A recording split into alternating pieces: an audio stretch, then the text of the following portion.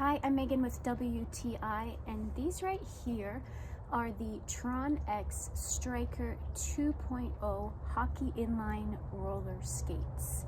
The boot is just like a hockey skate.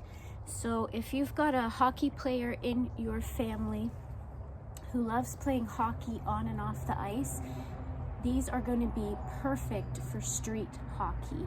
These roller hockey skates are very true to size, in my opinion.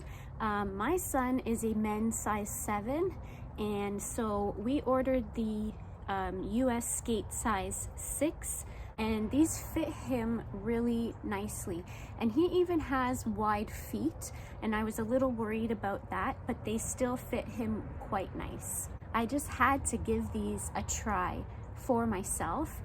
And I was quite wobbly at first because I have never been on roller blades, but I was actually quite amazed at how fast I was able to pick it up and gain momentum and feel comfortable in them. I find the wheels are quite grippy, so that actually made me feel safer. I could feel that grip sensation as it gripped on the road.